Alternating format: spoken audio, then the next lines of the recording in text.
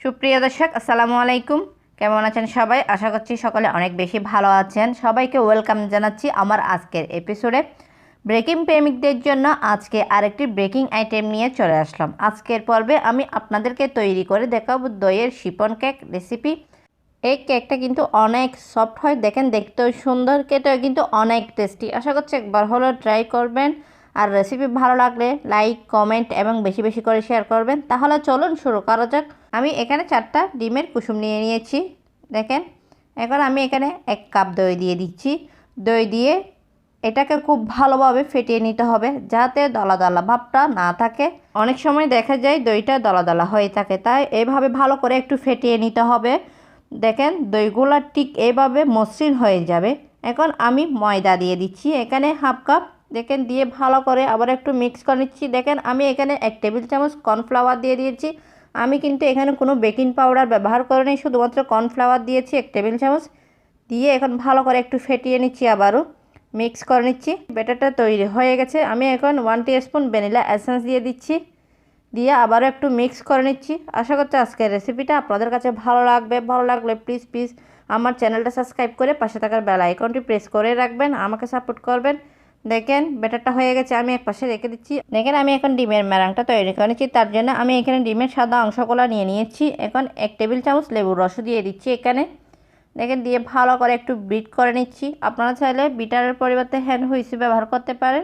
আজকের রেসিপিটা আমি অনেক সহজ করে দেখানোর চেষ্টা করেছি, আশা করছি আপনাদেরও ভালো লাগবে। আপনারা একবার হলো বাসায় ট্রাই করবেন। দেখেন আমি এখানে চিনি নিয়েছি 1/2 কাপ, অল্প করে দিয়ে দিচ্ছি। আপনারা চাইলে চিনির পরিবর্তে কিন্তু আইসিং সুগার ব্যবহার করতে পারেন। আমি দিয়ে আবার বিট করে নিচ্ছি। দেখেন অল্প উপকরণে খুবই কম সময়ে খুব মজাদার একটা কেক তৈরি করে দেখিয়েছি। আশা করছি আপনাদেরও ভালো লাগবে। আপনারা একবার হলো বাসায় ট্রাই করবেন।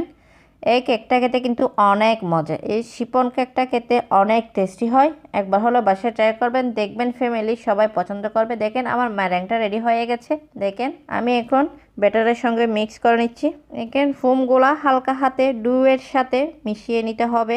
শুধুমাত্র ডিম আর দই দিয়ে কিন্তু এই কেকটা তৈরি করে নিতে পারেন, কোনো ঝামেলা নেই। এই কেকটা তৈরি করা খুবই সহজ, অল্প সময়ে তৈরি করা যায়, খেতে কিন্তু অনেক মজা। এই কেকটা কিন্তু অনেক সফট হয়, টেস্টি। আশা করছি একবার হলেও বাসায় ট্রাই করবেন। দেখেন ব্যাটারটা রেডি হয়ে গেছে। আমি এরকম একটা মোল্ড নিয়েছি, এখন ঢেলে দিচ্ছি। দেখেন দিয়ে দিয়েছি। আমি কিন্তু এই কেকটা কিন্তু চুলায় তৈরি করব, তার জন্য আমি আগে থেকে পানি গরম হওয়ার জন্য চুলায় বসিয়ে দিয়েছি। গরম হয়ে গেছে, আমি এখন এই কেকের মোলটা বসিয়ে দিচ্ছি।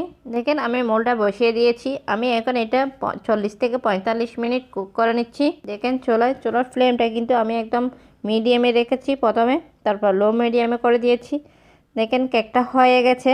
আমি এখন 45 মিনিট পর ফিরে এসেছি। দেখেন কেকটা কত সুন্দর হয়েছে, কালারটা কত সুন্দর আসছে। আমি এখন আপনাদেরকে সার্ভ করে দেখাচ্ছি। দেখেন কত সুন্দর হয়েছে, কালারটা দেখতে কিন্তু সুন্দর হয়েছে, খেতেও কিন্তু অনেক মজা। দেখেন কত স্পঞ্জি হয়েছে এই কেকটা, সফট। এই কেকটা কিন্তু খুবই ফ্লাফি হয়, এটা ঠান্ডা খেতে খুবই মজা লাগে। আশা করছি বাসায় একবার হলে ট্রাই করবেন। আর আজকের রেসিপিটা আপনাদের কাছে কেমন লেগেছে অবশ্যই কমেন্ট করে জানাবেন। এরকমই সহজ এবং মজাদার রেসিপি পেতে চাইলে আমার চ্যানেলটি সাবস্ক্রাইব করে পাশে থাকার বেল আইকনটি প্রেস করে রাখবেন, আমাকে সাপোর্ট করবেন। দেখেন আমি একটা আপনাদেরকে কেটে দেখাচ্ছি।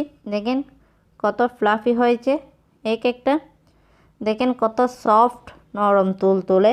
এটা খেতে কিন্তু অনেক টেস্টি, একবার হলে বাসায় ট্রাই করবেন। দেখেন কত স্পঞ্জ হয়েছে। আপনারা যদি বাসায় ট্রাই না করেন তাহলে বুঝতেই পারবেন না এই কেকটা খেতে কতটা টেস্টি। আর এতক্ষণ সময় নিয়ে আমার রেসিপিটা দেখার জন্য অসংখ্য ধন্যবাদ জানিয়ে বিদায় নিচ্ছি। আল্লাহ হাফেজ।